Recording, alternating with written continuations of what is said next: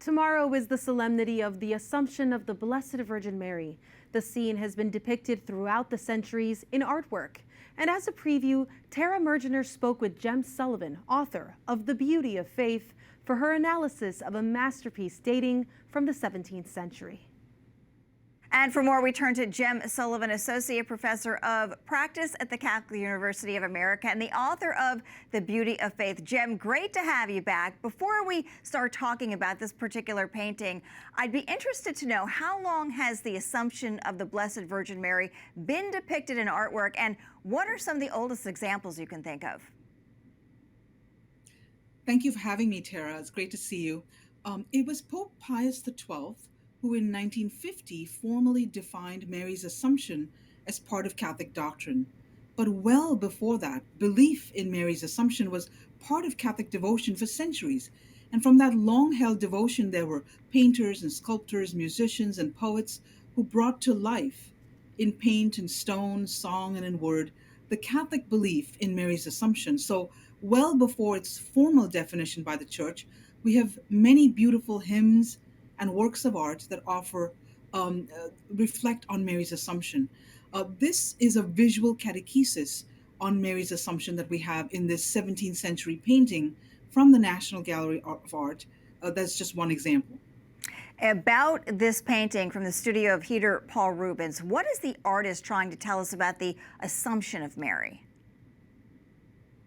So this sketch by an anonymous artist is based on an altarpiece created by Peter Paul Rubens, the master Baroque artist of the 17th century. And Rubens often painted large biblical and religious scenes with dramatic movement and intense color, as we see in this replica, most likely completed by his assistants in his workshop.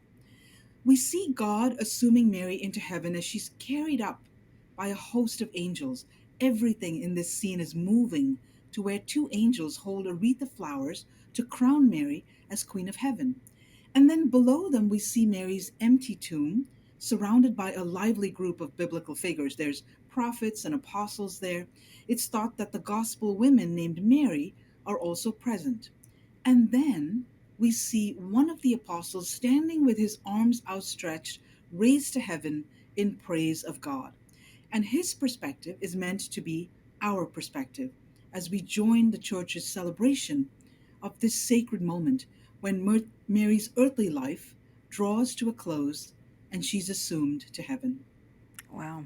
Well, how do you think we should view this masterpiece today? Are the themes from the 17th century still relevant as we speak?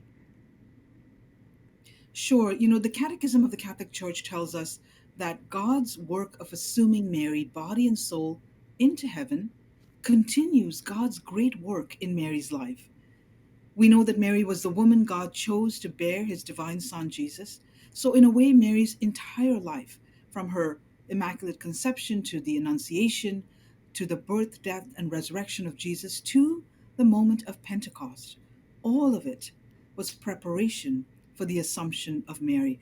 It was God's gift to Mary at the end of her earthly life. And so the artist's vision is reminding us that God desires that we follow in Mary's footsteps by our witness to faith as disciples of her Son, so that we too may join in that joyful praise of God, who is Father, Son, and Holy Spirit, in the company of the angels, the saints, and Mary, Mother of God, Mother of the Church, and our Mother in faith. Wow, Jem, amazing insight and information. Thank you so much. Jem Sullivan, Associate Professor of Practice at the Catholic University of America and the author of The Beauty of Faith. Thanks for joining us. You're most welcome, Tara. Thank you.